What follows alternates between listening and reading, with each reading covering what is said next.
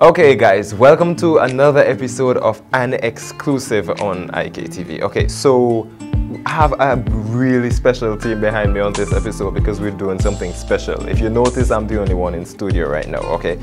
We're gonna explain that. I have a little mouse here, so I don't know if you guys can see it, but yeah, so we're gonna work out a special episode, alright? So, born and raised of St. Vincent, Ambrose Hamilton, aka C-Koo Slim, residing in Canada, hits An Exclusive Season 2. He has opened up for shows and stars such as Beenie Man, Elephant Man, Capleton, Big Boy from Outkast, and Bounty Killer. He is a musician, songwriter, recording artist, and proud Vincentian. He is also on Skype. Okay, so delving into Vincentian music and lifestyle, C-Koo, welcome. Yes, thank you for being here. Thank you for the opportunity. How's everything, bro? Well, on my side, everything is good. What about you? How's Canada? Getting a bit cold, but it's great. We work with it because we live with it, right? Right. Alright, so let's get the ball rolling. You are a Vincentian, but then you moved to Canada at the age of 14. Tell us a little bit about yourself outside of your bio.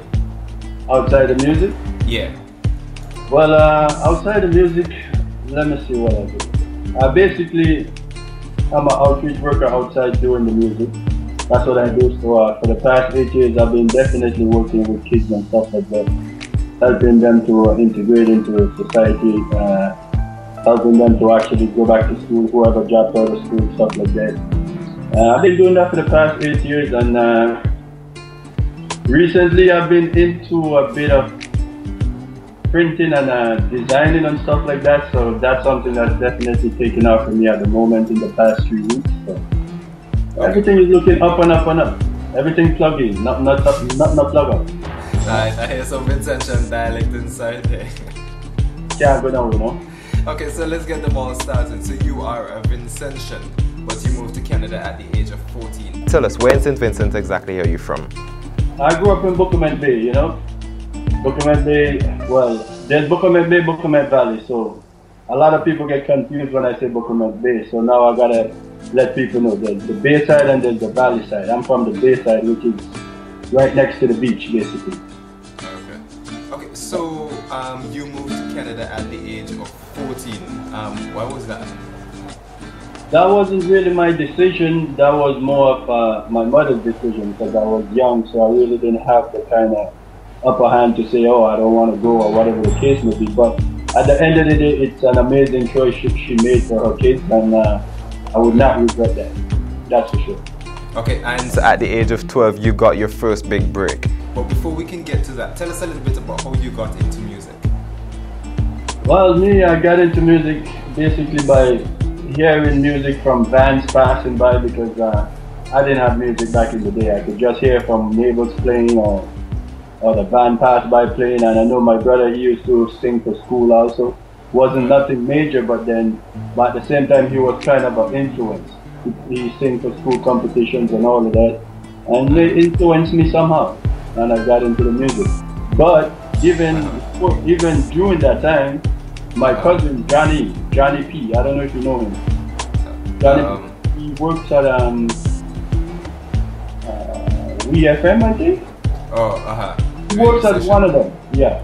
But he used to play guitar, and every time I used to go visit my aunt, which is his mom, he used to always be playing guitar. So even that also kind of gassed me, and I got into just liking the sound of music. And now I'm doing music for my own. Okay, so now before you got to where you are now, right? At age 12, in your bio, you said that you got your first big break. Which was a gig on stage with more established artists in front of a large crowd. And I guess this was a gig that would allow you to go on stage to establish yourself as an artist in front of a huge crowd. You must have been nervous. What was that like for you? I mean, what was the experience was like? It's been a while, but I know for sure I was a bit nerve-wracking. I know it was. For anybody, the first time going on a stage in front of anybody is kind of nervous. It makes you very nervous. So if I push it back, I say I was a nervous kid. I was shy in my own box a little bit, but yeah. I watched the interview of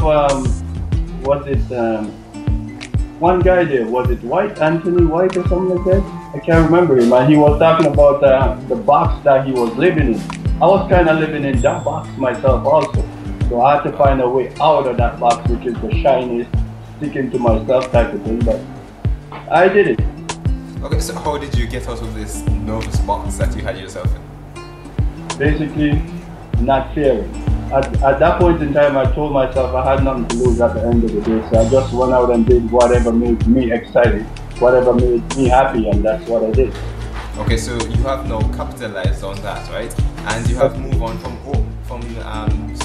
openings for single artists to opening up for shows with stars such as the Beenie Man, Elephant Man, Capleton, Big Boy from Outkast, Bounty Killer, and you've just done a big number, huge artists and popular persons. And out of every act and every gig, I want you to tell the audience of St. Vincent and the Grenadines, what is it that each of these experiences have taught you, and which was your favorite?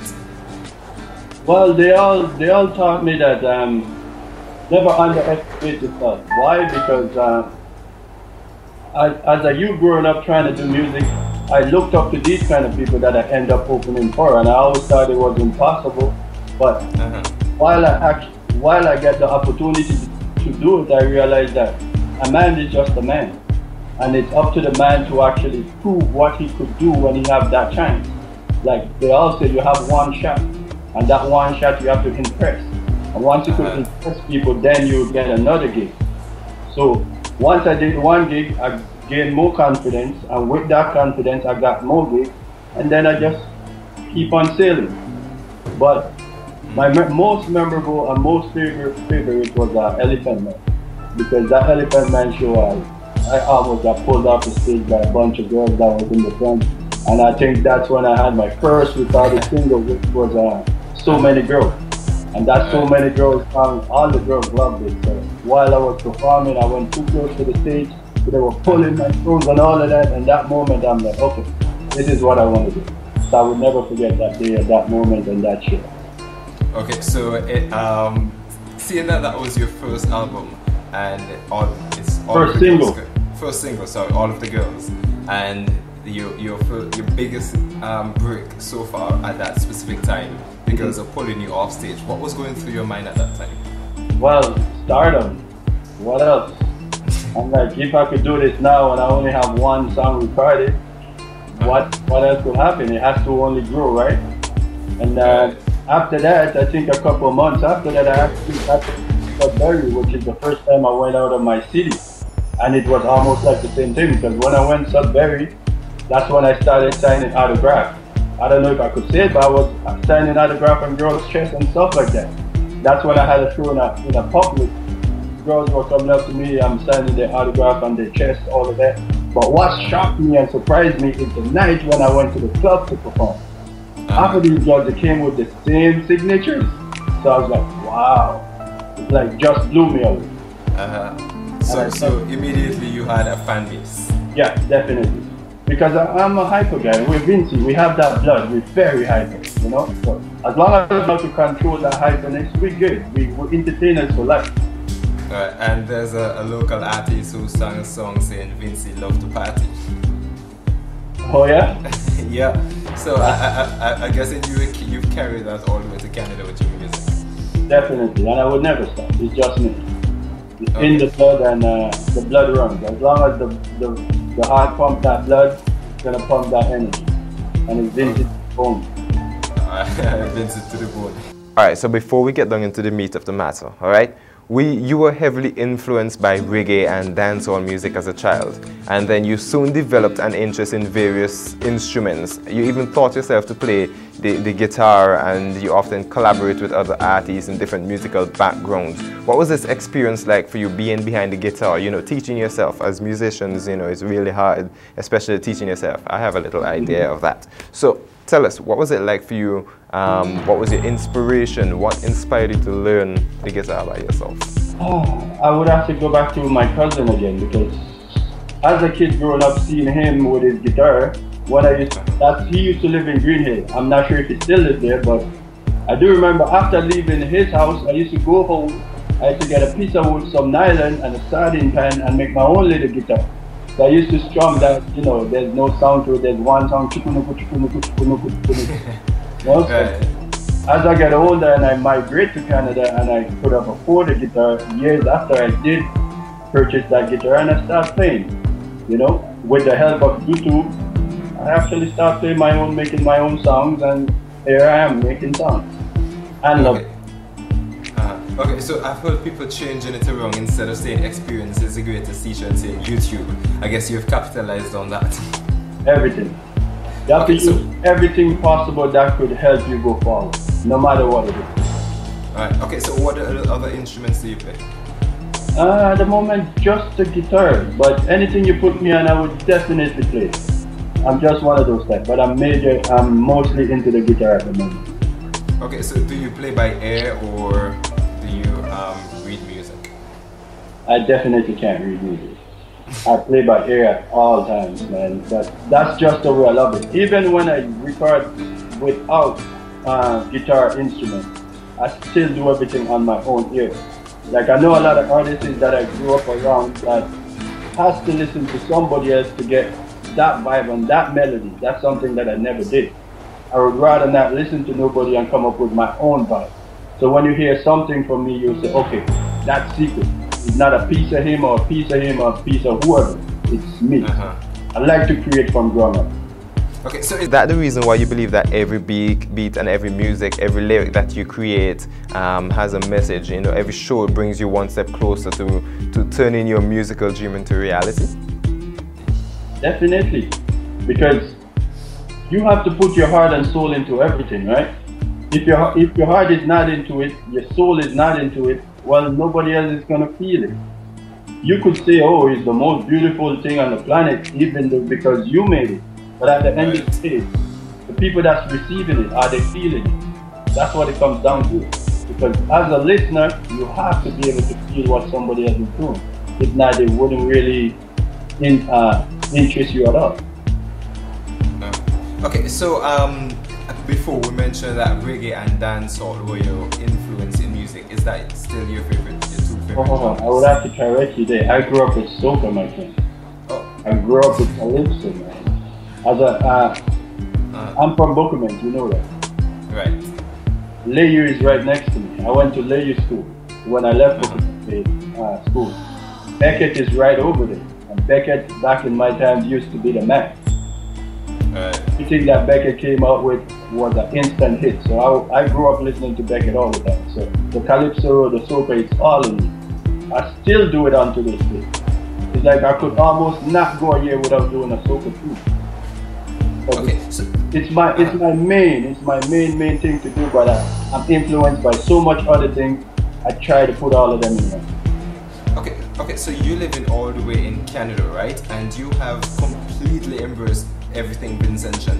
You just mentioned that everything that Beckett sang was a hit for you, and you made sure that you were running with it, right? And our independence recently passed, and well, that seems to be the only time when Vincentians are embracing who they are and being Vincentian. What would you say to persons who are seasonal Vincentians? Well, you can't be seasonal. If you're Vincentian, you're Vincentian. And no matter where you go, no matter what you do, you have to embrace that no matter what the consequences are. Like I would go to places where I would hear, forgive me for saying this, but I have to say it. I would go to places where people would be bashing Vincent and saying Vincent this, Vincent that. But me, I would stand up and say, I'm Vincent. And no matter what anybody do or say, I'm not going to leave that to impress nobody else. Because at the end of the day, that's where my bloodline is. That's where my grandmother is from. That's where my mother is from. I don't really know my dad much, but my bloodline is there, and I'll go to death with that, regardless. Okay, so Vincent to the bone. Yeah, you could pay me to say I'm not Vincent. It ain't gonna happen like that. Okay, so let's get down to the meat of the matter, the purpose why we're having this interview, and this is fitted in so close into time, because just next month is December, and I'm gonna leave you to bring out the information behind this, right? But after releasing your single Rise Again back in May of last year, May of this year, sorry, yes. So after releasing May of this year, the official music video was launched tell us a bit more about that. We know that Rise Again was written for the people of your homeland, St. Vincent, after the devastating hurricanes in December 2013. Tell us a bit more about that. This song, Rise Again, which is the single you're talking about, is definitely one of them songs that you can't write. It just comes to you. And that moment when the event was happening, everybody runs to social media. So I run to social media. I was on Facebook, and I seen pictures of the event, the flood, and one of the first ones I seen was had my brother in it, and I was like just so shocked. I was like, I was not expecting that. Even though I knew it was a flood, I didn't know it was that bad in Buckerman, and I didn't expect to see my own people in it.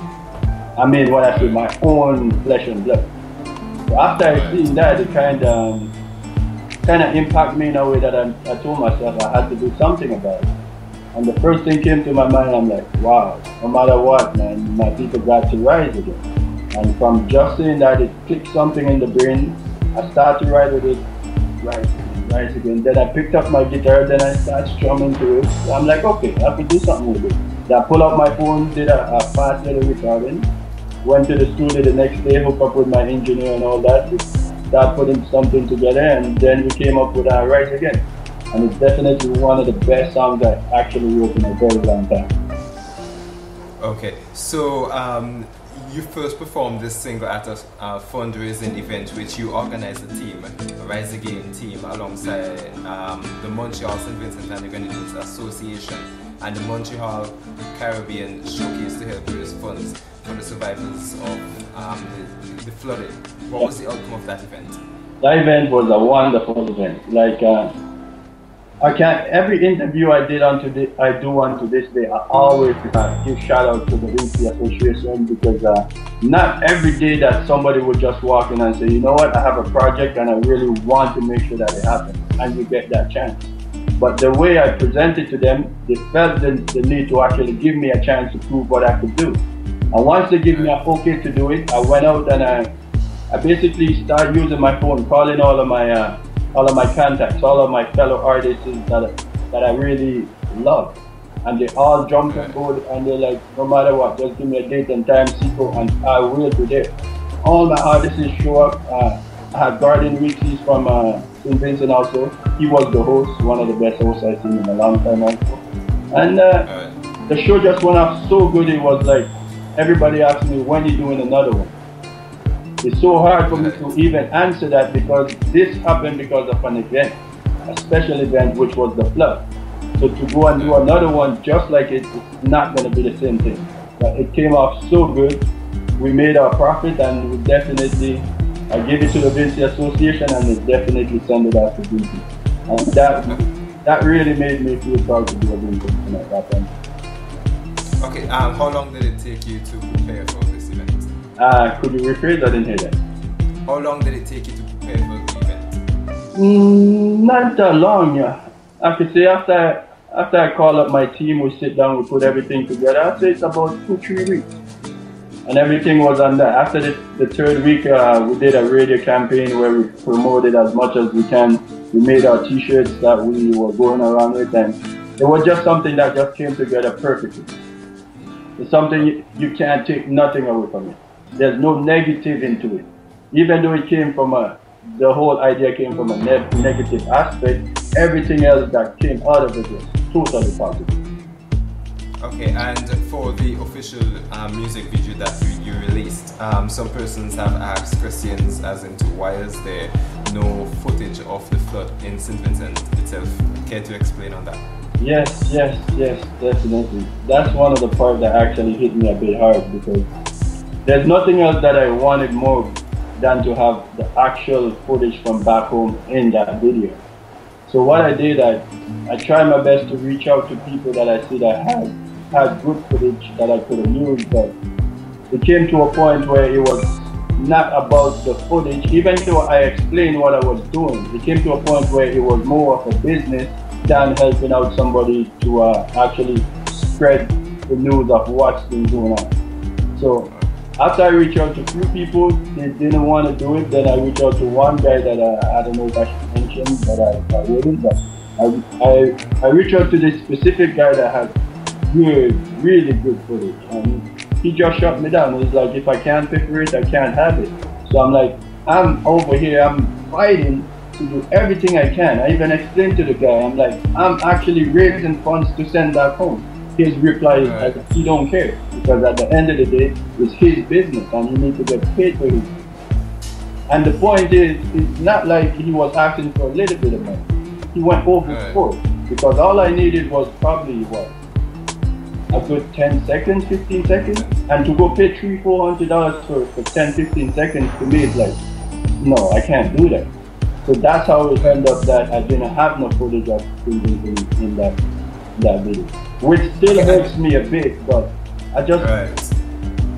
I believe I know who you're speaking about, but that's a story for another time. That's it. Or probably off camera, off record. But so every time the story of the December flooding comes up, there's always a dark side that is being revealed. Yeah. And I'm guessing that is something that Vincentian journalists needs to delve into even more. But something that I've just realized from what you're speaking is that there's people were using the devastation and the pain from others to make profits. Definitely, and that hurt me to see that, because I took my time to research all of these people and actually call them and ask for their assistance, and took the time to break it down and let them see I'm not doing it for my pleasure. I'm doing it for us all as Vincentian. And still, that did not make no impact to that person. That person bluntly told me it's his business, it's his cameras, and anybody want any footage from it has to pay for it. So that for me was a downer. It was a definitely downer, but I continue on my mission because I told myself we have to rise again, and we just continue with what we had to do.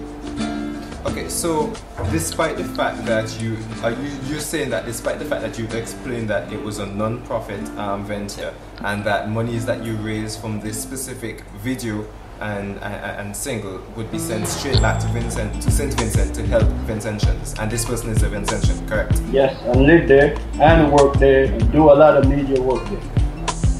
All right.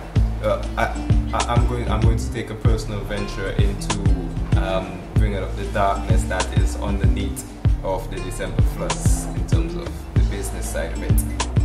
That's something I'm going to personally work on for myself. Yeah. But for you, what was it like still when you brought the entire thing to the end? When you're looking it over, when you're reviewing it before you released it, what was the feeling inside of you at that specific time? Pure goosebumps, pure butterflies, pure everything. It's like I was so eager to get it out.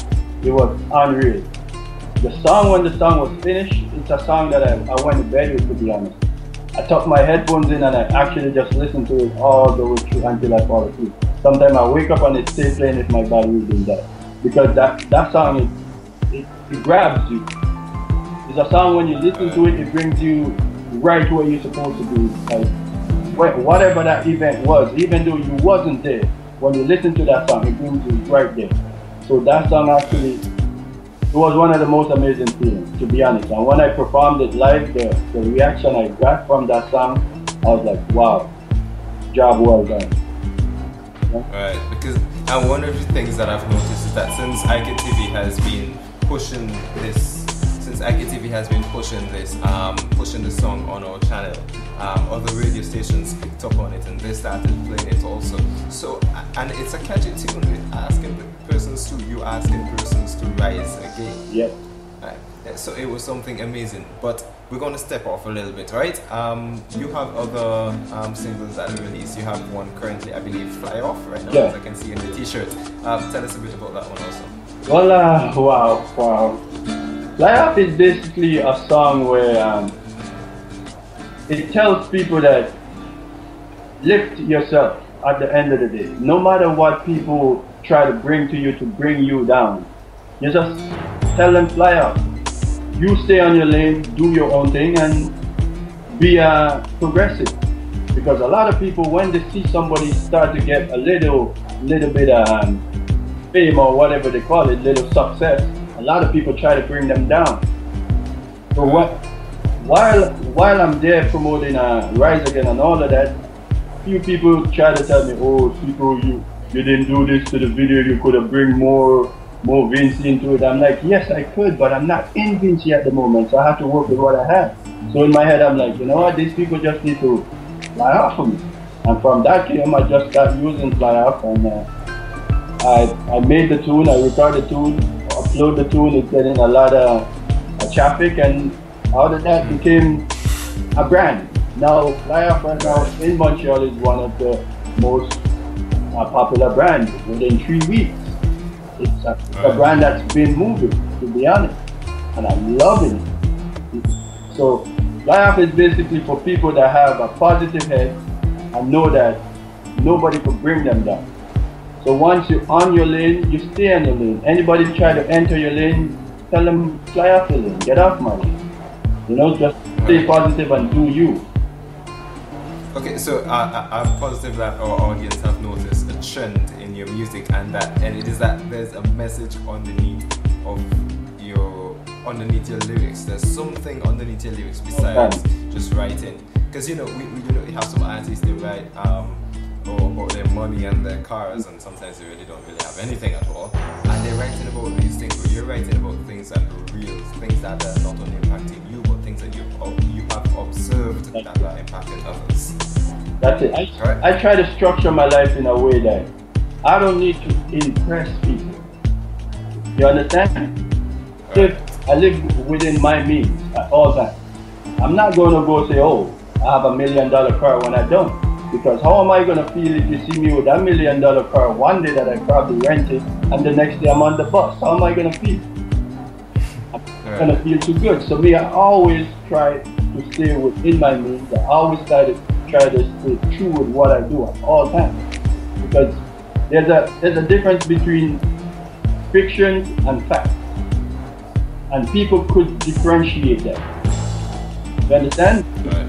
If you're in the hood and you're telling people, oh, I got this house and I got that, and at the end of the day, when you see them, it's like, where's all of that?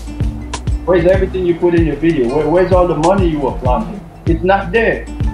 So me, I try my best not to do that. I try to be as real as I can, and that's something that's been keeping me motivated as long as I knew myself. Okay, so for young, as we're coming close to the end of this episode, for young Vincentian artists that are writing music, that are performing, what message would you have for them? I say just stay true to what you do. In all honesty, it's a very, very tough business to crack. That's one thing I do realize. But if you do love it and you know it's coming from your heart and you're not doing it to impress a friend or something like that, go all the way. Write from your heart. Don't write from what your eyes see, because your eyes always deceive you. You know what they used to say when we grew up? Not everything glitter is gold, right? It's the same thing. So you have to live in a way that you're always true to yourself. So when people hear you and listen to you, they'll say, okay, this person is real. Because the time they find out that you're trying to fake it, they're gonna leave you. And when it's kind of hard to get them back. So my message would be, stay true to yourself and go as hard as possible with what you believe in, and don't let nobody change your mind, because you know what you want and only you could get that for yourself, only you could achieve that. So stay true and go all the way, and just rep Vincent and do me that favor. Right. Okay, so at the end of the day, right, this is a question that I pose to every person that ever comes on set. Even though you're on Skype and you're far away, this question comes to every person, right? So at the end of the day, after the music, after the set, after this interview, and after everything else, after it's all done, what's next? How do you, C-Koo Slim, want to be remembered? Look, I just want to be remembered as this kid that migrated to Canada, and even though he's in, some would call it the freezer box, never forget where he came from. And that's just me. I always preach it everywhere I go. Vinci is where I'm from. Vinci is where I wish I could die. Why? Because I just love my country. I felt like, in a way, I felt I didn't have enough time to experience my country. But one day I will return and definitely enjoy what I left out. Okay, and we are definitely looking forward to you hosting a show here in St. Vincent. It would happen. That's just what it is. Alright, so with a brand new song for this lifetime reggae artist. C-Koo Slim offers a fresh vibe and acoustic backdrop on Rise Again, all while keeping an inspiring lyrical message. Whether in remembrance of this tragic event or as a means to rise again from any obstacle faced, we hope that you have surely been moved by this soulful melody that is sure to soothe your soul. Alright guys, you've just seen another episode of An Exclusive on IKTV. My guest was all the way from Canada on Skype, C-Koo Slim, also known as Ambrose Hamilton. Or is it Ambrose Hamilton, also known as C-Koo Slim? I don't know, however you guys want to put it. Alright? Thank you very much, and I hope for this anniversary coming up for the flood that everybody really gets this song and listen to the lyrics of the song. Just don't listen to the music behind it. Listen to the words from the song, because that's actually what makes the song what it is. The real words that's behind it. Thanks for the opportunity, and Vincent, I love you, man. Yes. So, you've just seen another episode of An Exclusive. Stay tuned to your TV. You're watching IKTV. I am, of course, your host, Jeronnie Xylon Richardson. You can follow me on Twitter at Jeronnie_Xylon. You'll find my Twitter, my Facebook, everything is right there for you, alright? So, until next time, see ya. And I love the way that it makes me feel. And if I am a reflection of him, then I must be fly, because his light, it shines so bright, I wanna lie.